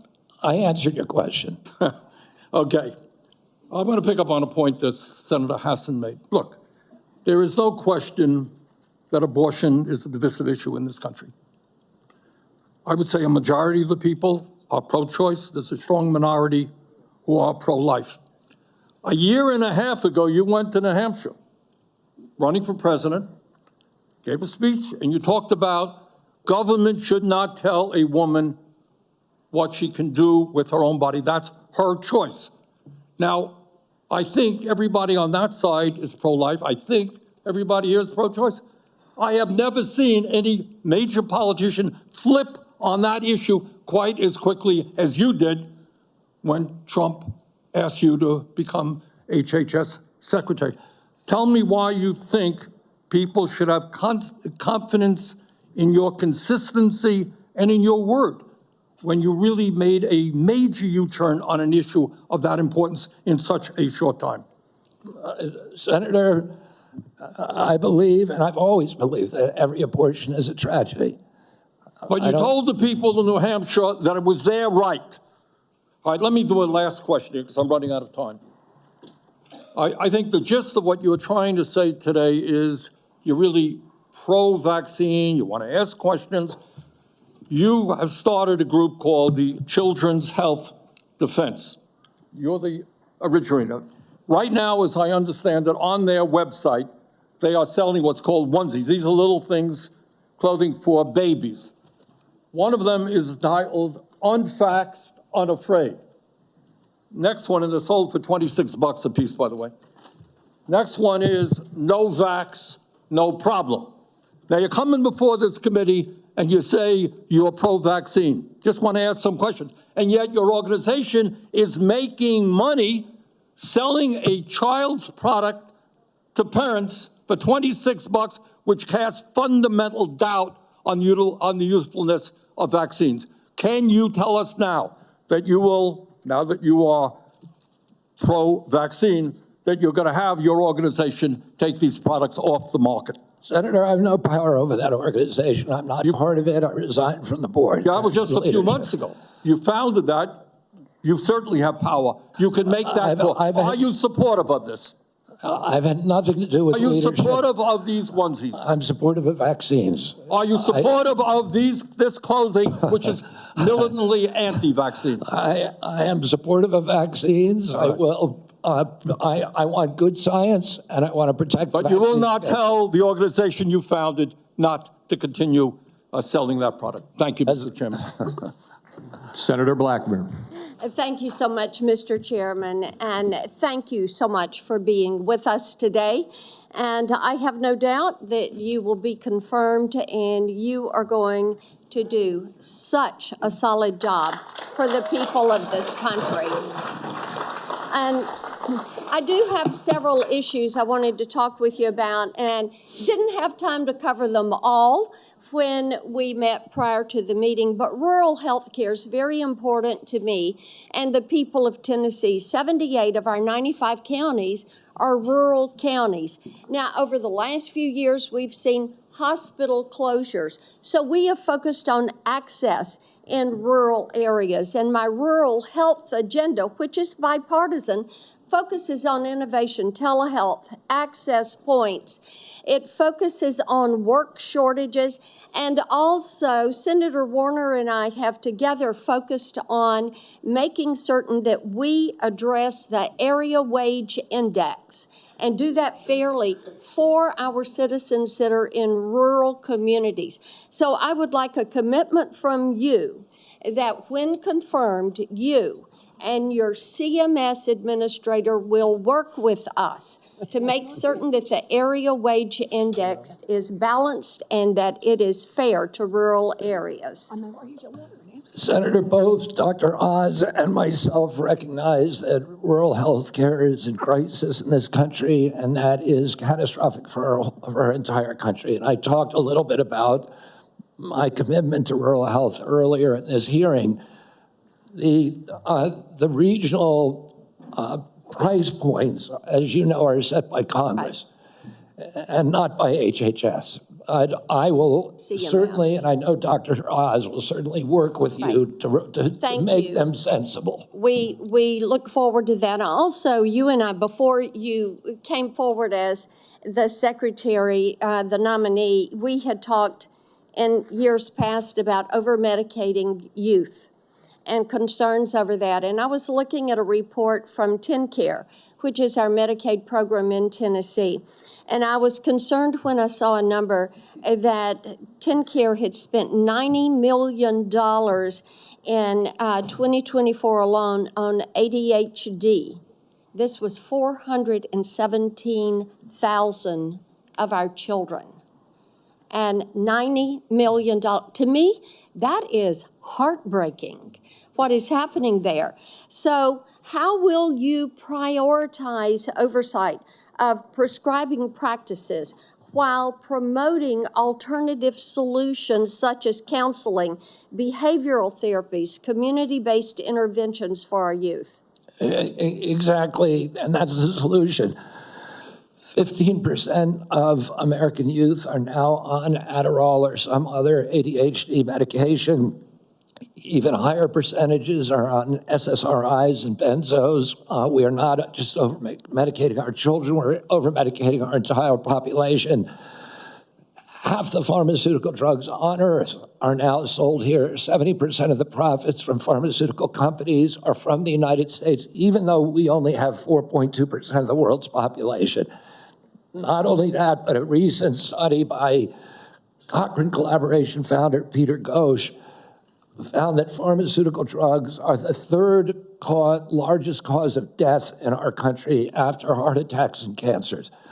Oh, they're not making us healthier. We need community health initiatives. We need access to treatment. We need exercise. We need better food.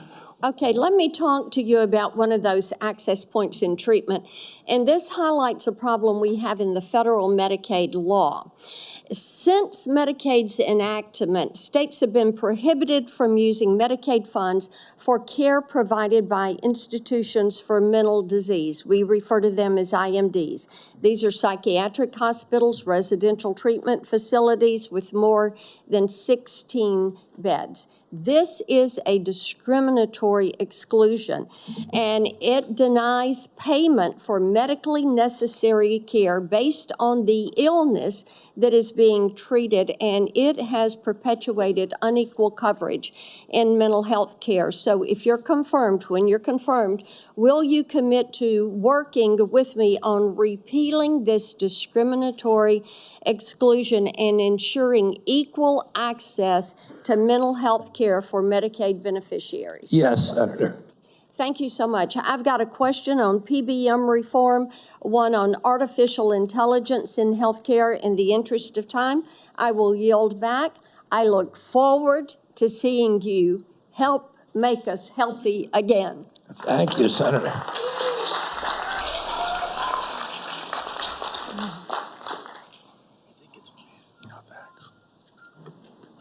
Senator Lujan.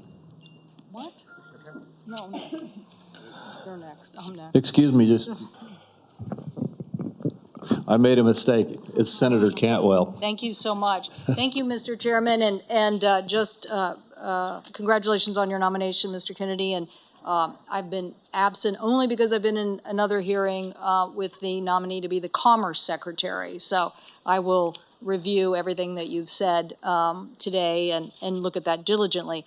But one of the things that I wanted to discuss with you is I represent a very big innovation state, and innovation in healthcare specifically. Innovation like NIH funding to the Fred Hutch Cancer Center that helped develop the HPV vaccine, which has the potential to eliminate over 95% of cervical cancer. NIH also funds a lot of jobs and grants, nearly 11,000 people in the state of Washington, and over $1.2 billion worth of grants. So while I agree with you on healthy foods, I definitely am troubled by the medical research side of innovation and some of the things that you have said. In fact, this issue about laying off 600 employees at NIH, or giving the fact that, to quote, give infectious disease a break for 8 years. So we've had a chance to talk about this a little bit, but the most striking example of this is when COVID hit. And we were the first in the nation. We had the first case, and it really was the fast response by the University of Washington that really helped save lives. So I just want to know that, are you aware of how harmful these issues could be for public health? That public health in and of itself could be affected by these kind of anti-science views? Senator, I have always been a science person, a pro-science person. I believe in evidence-based medicine, in gold standard science. When I said, and I've explained this before you came in, that 600 people out of a workforce of 91,000 is pretty typical. Last year alone, President Biden replaced 3,000 people at HHS and 700 at NIH. I want to say this. I said give infectious disease a break because that's been the principal preoccupation. Infectious disease, chronic disease is 92%, accounts for 92% of deaths in this country, and almost nothing is studied at NIH about the etiology of our chronic disease epidemic. But right now, the money is going to infectious disease. But I get your point. It's an interesting point. The problem is we had to respond, and it's actually the Gates Foundation and a flu cohort that figured out what was wrong, and that we had an outbreak of COVID that was going beyond the very first case. And so we had to build a very fast response. So I take this too. The University of Washington has conducted groundbreaking stem cell research on fetal tissue. To me, I know there's probably a lot of people that may not agree with this, but we're making regenerative heart tissue now at the University of Washington. So yes or no, do you commit to protecting stem cell research for scientific agencies if confirmed?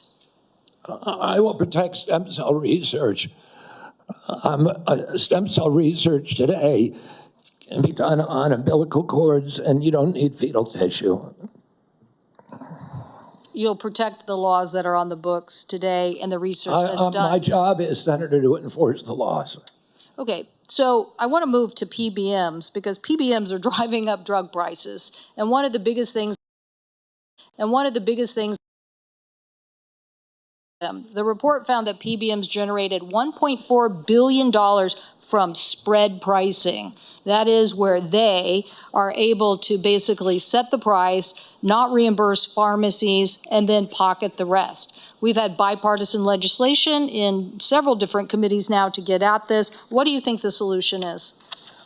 I think one of the really notable achievements of this panel was the PBM legislation that they put together in a bipartisan way. I haven't met a single senator, well, actually one only, but of the 60-odd senators that I talked to, all of them talked about PBMs and how important it was, and President Trump, during his first administration, pushed through a law to give transparency to PBMs. It got overruled during the Biden administration. Luckily, this panel is resuscitating that.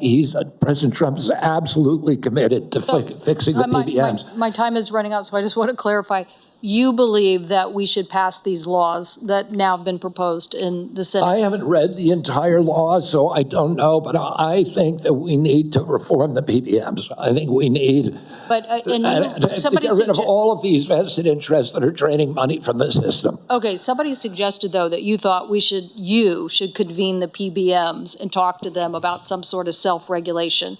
So I am trying to distinguish between these people who basically are doing illegal activities and ripping off, really they're creating pharmacy deserts in my state. So I'm asking you whether you believe that we have to legislate in this area. Again, I'm not being evasive. I just don't know exactly what the law says. I met with the PBMs. I met with pharma. My job is to meet with all the stakeholders. I've been meeting with stakeholders for 40 years. People I was suing, you want to hear from the other side. Well, that doesn't mean I would let the PBMs write their own ticket. I think I support the efforts of this committee to come up with bipartisan legislation. President Trump wants to get the excess profits away from the PBMs and send it back to primary care, to patients in this country, to high-quality health care. I'll ask you for the record, since my time's expired, to look at the legislation that came out of the Commerce Committee that defines the legal activities that they are doing to drive up prices, and get us an answer for the record. Thank you, Mr. Chairman. In principle, I support that legislation. Thank you, and let me just tell you the list as we have to move forward to the ending here. Senator Lujan will be next, followed by Senator Marshall, Senator Warnock, Senator Smith, Senator Young, and Senator Welch. And let me say again, Mr. Chairman, this is a matter of such importance. A number of my colleagues would like a second round, and I think it would be important to offer, say, a modest amount of additional time to get into this on both sides. I know I have some questions, but I want my colleagues to have the opportunity to raise their concerns as well. Well, I've said, as I have indicated to you, Senator Wyden, I'm not going to do a second round. I have been very generous with the senators. I think almost every single senator has had 7 minutes at least. And I will give you a second, as is our practice between the two of us. I'll then divide my time up with my colleagues. Okay, you are welcome to do that. Thank you. Senator Lujan. Thank you, Mr. Chairman. Mr. Kennedy, when we met, you stated to me that it is not your goal to take away programs that work for Americans. Do you stand by that statement? Yes, Senator. Mr. Kennedy, do you know how many Americans rely on Medicaid? It's about 72 million plus the 7 million kids who are on chips. Appreciate that, 72 million. Yes or no, is it important that expectant mothers and newborns have access to health coverage? Is it important that expectant mothers and newborns have access to health coverage? Absolutely, Senator. Mr. Kennedy, do you know how many babies born in this country are covered through Medicaid? I would guess, I don't know the answer, I would guess about 30 million. I have it, Mr. Kennedy, about 41% or 1.4 million babies births are financed by Medicaid, according to the National Center for Health Statistics. Yes or no, do you believe that Medicaid is a critical program? I believe that Medicaid is a critical program, but that it's not working as well as it ought to be. And President Trump has asked me to make it work better, that most Americans are not happy with it, that the premiums are too high, the deductibles are too high, and everybody's getting sicker. Too much money is going to the insurance industry. I have a series of yes or no questions. They're pretty simple. Because you heard we're not going to get a second round of questions, I ask for your indulgence to be able to get through them yes or no. In New Mexico, as you know, Medicaid is often measured state by state. It might surprise you if you look at some of those surveys. In New Mexico, the response was 90% of New Mexicans on Medicaid report satisfaction getting care, 80% getting specialist care, 85% getting urgent care, 95% ease of filings out of focus. Not to pick on any one of my colleagues, but in Louisiana, 86% of people on Medicaid are satisfied with their interactions. 83% are satisfied getting care. 85% are satisfied getting specialized care. 82% getting urgent care. I can go on state by state, but we don't have the time today. Yes or no, do you support cutting Medicaid or reducing, and especially in an area where you and I spoke about with the federal investment in Medicaid, which is known as FMAP? I'm going to call it a restroom break. President Trump has not told me to that he wants to cut Medicaid. He's told me to make it better. Do you support cutting, yes or no? Let me ask you this way, since it's only about President Trump. I support making it better, Senator. If President Trump asked you to cut Medicaid, will you do it? Well, it's not up to me to cut Medicaid. It would be up to Congress. And I'm going to work. Mr. Kennedy, you don't want to answer? I'll move on. Do you know how many states will end? Mr. Chairman, if I may pause my time. So I understand that people are getting asked to leave if they stand up with signs, but there's a lot of other as well, Mr. Chairman. So it needs to be extended to everyone. As Mr. Kennedy said, we should respect each other when we have a difference of opinion. We're just trying to do our jobs here and trying to ask questions. That's all. And that's all I'm doing with Mr. Kennedy, folks. So I just hope that we can. Senator Lujan, you are right, and I ask the audience to please be respectful. Thank you, Mr. Chairman. I appreciate that very much. Mr. Kennedy, do you know how many states will end their Medicaid expansion if the federal share of Medicaid drops? Well, there's 40 states that have signed on to the expansion. So, it's a smaller number. So it's 9 states would quickly have to end their expansion because of the laws that they have. That's about 4 million folks across the country. And in New Mexico, Iowa, and Idaho, they have triggers that it would immediately have to go into effect if, in fact, that gets cut. The reason I'm asking those questions is there's been a lot of chatter and conversations around Medicaid. Now, I agree we can always do better, and we must be doing better in America. But Medicaid has been shown to improve health outcomes, including mortality, quality of life, and access to preventative care as well. And there's some areas, Mr. Kennedy, that you and I touched on specific to Native American communities. One of the concerns that I have are these programs matter to folks. You shared your passion about caring for folks. I believed that passion.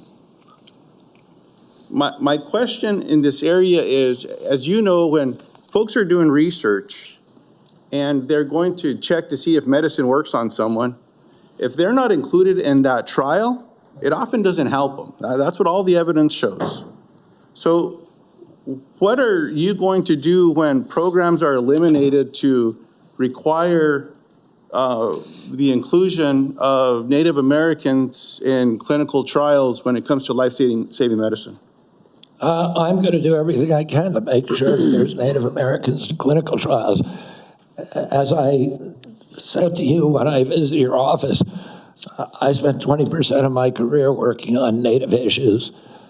My family's been deeply involved with them. My father and uncle were big critics of the Indian Health Service, a failure to deliver good health results or health care on the reservations. I'm going to bring a native and for the first time in history into my central office, that all the major decisions in my office will be that he will have it. We've already interviewed candidate, a very, very good candidate, will have direct impact on all the major offices. One of my priorities is to improve. I appreciate that. I have a follow-up in that space specifically. Will you commit to finalizing the congressionally mandated FDA guidance to increase clinical trial diversity? Just repeat that again. I'm sorry, Will you Senator. commit to finalizing the congressionally mandated FDA guidance to increasing clinical trial diversity? Yes. I appreciate that. Will you commit to reinstating all of the pages that were eliminated and people that were fired from this administration that have this responsibility? I cannot commit to that because I don't know who they are. Well,